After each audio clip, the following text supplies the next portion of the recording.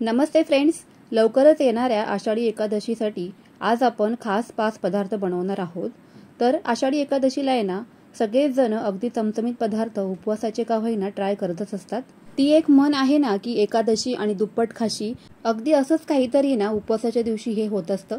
अगदीच खास पद्धतीने आज आपण उपवासाची थाळी बनवतोय। अगदीच झटपट आणि फटाफट हे 5 पदार्थ आता आपल्या सर्वांनाच बनवता येणार आहे।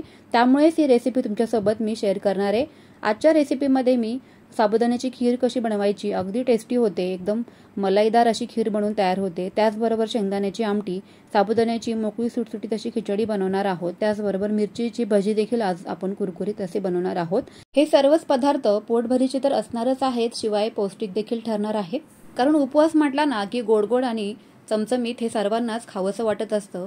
झणझणीत आज आपण बटाट्याचं भरीत सुद्धा बनवणार आहोत। माझ्या सर्वच रेसिपीज जर तुम्हाला आवडत असतील तर चॅनेलला जरूर सबस्क्राइब करा। चला तर वेळ न घालवता सुरुवात करूयात।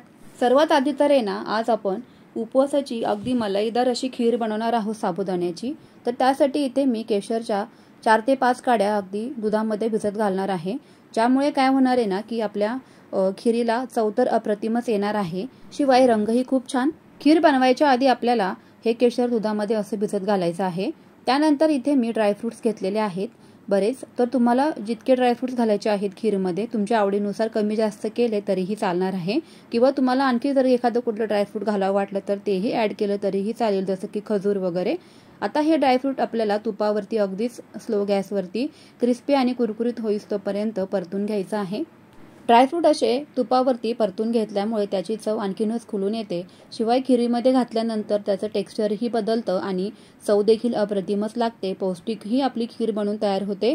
त्यामुळे शक्यतो या पद्धतीने हे ड्रायफ्रूट जे आहेत ना ते खीरमध्ये घालायचेच आहेत। आता हे सगळे ड्रायफ्रूट आपण 1 ते 2 मिनिटभर असे मस्त परतून घेतलेले आहेत। छोटी 1 वाटी यामध्ये मी साबुदाणे घातलेले आहेत। साबुदाणे आपल्याला चांगल्या पद्धतीने अगदी भिजवून घ्यायचे। आता ही छोटी वाटीचे आपण जे काही प्रमाण घेतलेलं आहे ना, तर ते दोघांसाठी ही खीर अगदीच व्यवस्थित खाता येणार आहे। तुम्हाला जर का यापेक्षा जास्त खीर बनवायची आहे तर तुम्ही त्याप्रमाणे साबुदाणे भिजत घालून घ्यायचे आहे आणि तसंही प्रमाण घ्यायचंय। आता हे साबुदाणे आपल्याला अगदीच कमी गॅसवरती या तुपावर आहे ना परतून घ्यायचे आहेत। असं केल्यामुळे काय होणार आहे, आपली जी खीर आहे ना ती सुटसुटीत बनून तयार होते। अजिबात चिवट चिकट हे साबुदाणे होत नाही, त्यामुळे ही प्रोसेस करणं गरजेचं आहे। अर्धा लिटर दूध मी या खीरमध्ये ॲड करत आहे, कारण ही जी खीर आहे ना ती 2 ते 3 वाट्या आरामशीर आपल्याला बनवून तयार होणार आहे।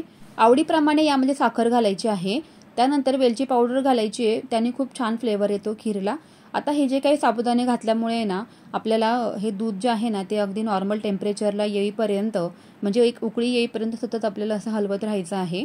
त्यानंतर आपण जे काही केशरचं दूध बनवलेलं तर ते यामध्ये घालायचं आहे। खीर बनवताना जराही पाण्याचा वापर करायचा नाही, जेणेकरून संपूर्ण चव निघून जाईल।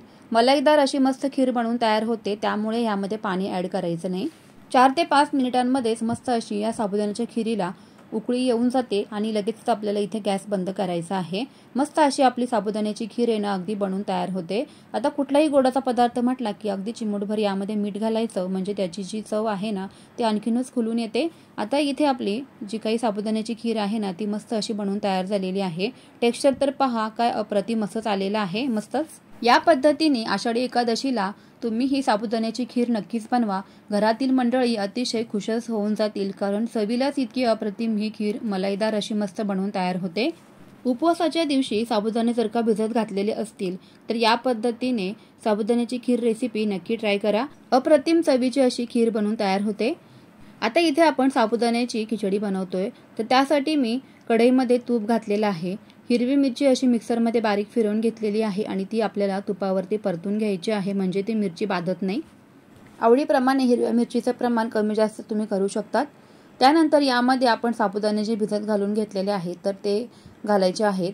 साबुदाणे ना खिचडी बनवताना कधी पण 2 ते 3 तास अगोदर छान अशी मस्त भिजवून घ्यायची आहे। असं केल्यामुळे खिचडी अगदी मऊसूत बनवून तयार होते। अगदी साबुदाणा दाबल्यानंतर त्याचा या पद्धतीने भुगा होतोय, असंच आपल्याला साबुदाणा इथे भिजत घालून घ्यायचा आहे।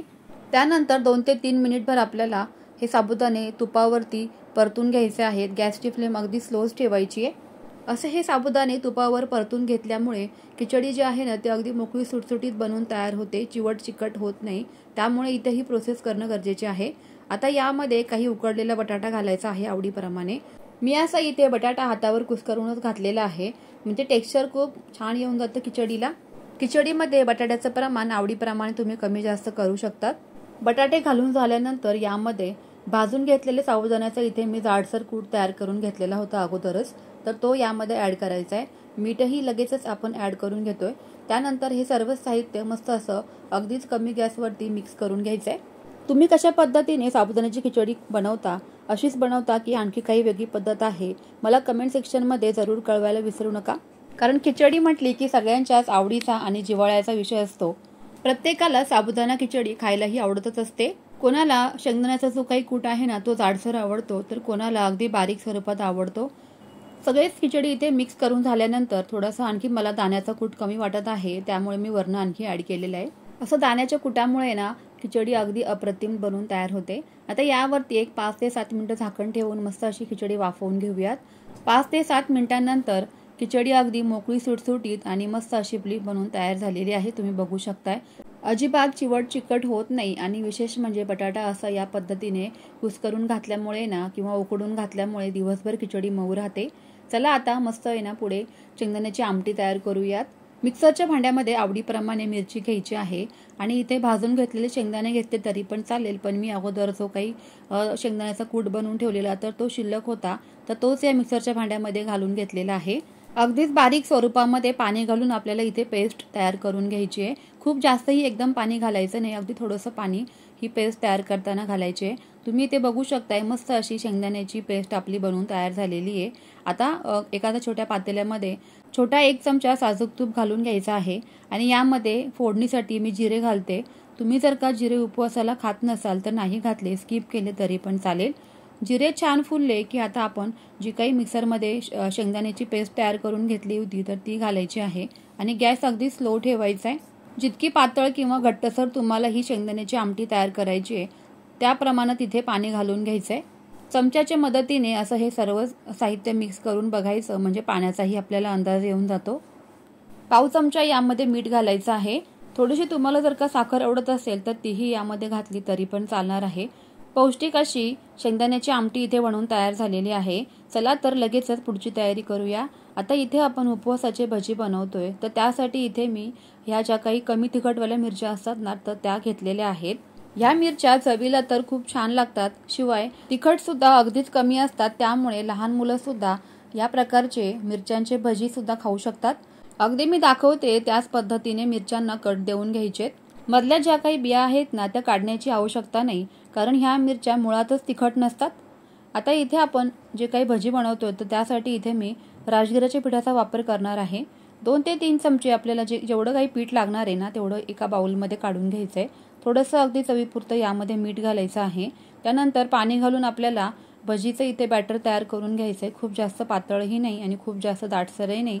अगदी आपल्याला भजीसाठी जेवढं बॅटर लागतं ना तसंच आपल्याला हे बॅटर इथे बनवून घ्यायचं आहे. हळूहळू पाणी यामध्ये ॲड करायचं आहे, म्हणजे पाण्याचा आपल्याला बरोबर अंदाज येऊन जातो. बॅटर चमच्यावर घेतल्यानंतर अगदी सहजच खाली पडलं पाहिजे असंच आपल्याला हे बॅटर तयार करून घ्यायचं आहे. तेल मी अगोदरच बॅटर तयार करण्याच्या वेळेला कढईत तापायला ठेवलेलं आहे, तर तेलही अगदी व्यवस्थित आपलं तापून झालेलं आहे. तर या पद्धतीने ना या मिरच्या बॅटरमध्ये बुडवून आपल्याला कढईमध्ये घालायच्या आहेत.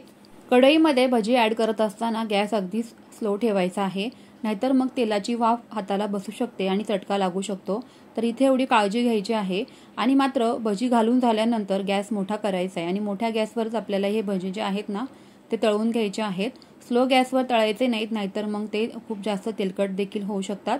अगदी तुम्ही पाहू शकताय रंग खूप छान आलेला आहे भज्यांना, आणि राजगिराचं जे काही पिठाचं आपण बॅटर तयार केलं होतं ना ते सुद्धा अगदी परफेक्ट बनून तयार झालेलं आहे. तर या पद्धतीने सर्वच भजी मी तयार करून घेते. गरमागरम अगदी मस्त क्रिस्पी आणि कुरकुरीत असे आपले हे मिरच्यांचे भजी इथे बनवून तयार झालेले आहेत. चवीला तर खूप छान लागतात, अजिबात तिखट नसल्यामुळे मुलं सुद्धा आवडीने खातात. तळून घेत असताना मिरच्यांची अशी बाजू जी आहे ना ती उलटपलट करून घ्यायची, म्हणजे सर्वच बाजूंनी एकसारखे हे भजी तळले देखील जातात. मिरच्यांचे कुरकुरीत असे भजी बनवून तयार झालेले आहेत. आता आपण मस्त झणझणीत असं बटाट्याचं भरीत बनवतोय. गावाला बघा जुन्या पद्धतीने ज्यावेळेस चुलीमध्ये बटाटे भाजून भरीत बनवायचे ना त्याची चव तुम्हाला कायच सांगू. तुम्ही ज्या वेळेला कधी गावी जाताना तर त्यावेळेला चुलीमध्ये बटाटा भाजून त्याचं भरीत एकदा नक्की बनवून बघा, काय चव लागते मस्तच. आता त्याच पद्धतीने आपल्याकडे तर काही चूल नाही आहे, पण इथे मी बटाटे उकडून घेतलेले आहेत आणि बटाटे उकडल्यानंतर हाताने या पद्धतीने कुस्करून घ्यायचे. स्मॅशर असेल तर स्मॅशरने सुद्धा तुम्ही स्मॅश करून घेऊ शकतात. बटाट्यामधील गुठळ्या मोडून घ्यायच्या आहेत. कुठे जाड वगैरे बटाटा असा ठेवायचा नाही. मस्त असा बोटांच्या मदतीने स्मॅश करून मी इथे बटाटा घेत आहे. त्यानंतर यामध्ये आवडीप्रमाणे बारीक अशी हिरव्या मिरचीची पेस्ट आपल्याला तयार करून घ्यायची मिक्सरमध्ये आणि ती घालायची आहे. तुम्ही जितपत तिखट खाताय तितपत यामध्ये हिरवी मिरची घालायची आहे. मीठ घालायचं आहे आणि कढईमध्ये जे काही भजी बनवलेलं गरम तेल होतं ना, तर ते गरम तेल मी या बटाट्याच्या भरतामध्ये ॲड करून घेतलेलं आहे. तुम्ही या पद्धतीने एकदा बटाट्याचं भरीत नक्की ट्राय करा आणि मला कमेंट सेक्शनमध्ये कळवायला विसरू नका. उपवासाला असं हे झणझणीत बटाट्याचं भरीत एकदा नक्कीच ट्राय करा. एकादशी आणि दुप्पट खाशी असा काहीतरी प्रकार आज झालेला आहे आणि उपवासाला नेहमीच असं होतं नाही का. मलाईदार साबुदाण्याची खीर रेसिपी सोबतच बटाट्याचं झणझणीत भरीत आणि मिरच्यांची भजी रेसिपी तुम्हीही या आषाढीला नक्की ट्राय करा. साबुदाण्याची खीर सुद्धा अगदी मलाईदार आणि मस्त चवीची बनवून तयार होते. सर्वात पहिले तर आहे ना, बनवलेली साबुदाण्याची खीर संपली आणि त्यानंतर मिरच्यांची भजी. साबुदाणा आणि बटाट्याचे इथे मी पापड सुद्धा तळलेले आहेत. आता हे पापड रेसिपी आपण उन्हाळ्यामध्ये बनवलेले आहेत. जर का तुम्ही पाहिले नसतील तर नक्की बघा. खूप सोपी पद्धत आहे पापड बनवण्याची. अगदी चवीला खूप छान लागतात. मिरच्यांची भजी सुद्धा अगदी कुरकुरीत आणि क्रिस्पी असे बनवून तयार झालेले आहेत. टेक्स्चर तर पहा काय मस्त असं आलेलं आहे भजीला. उपवासाची थाळी रेसिपी आवडली असेल तर यातील सगळ्याच रेसिपी तुम्हीही नक्की या आषाढीला ट्राय करा आणि मला कळवायला मात्र विसरू नका. रेसिपी आवडली असेल तर जास्तीत जास्त शेअर पण करा. चला तर मग फ्रेंड्स, पुन्हा भेटूयाच अशाच छानशा एका नवीन व्हिडिओमध्ये. तोपर्यंत बाय बाय.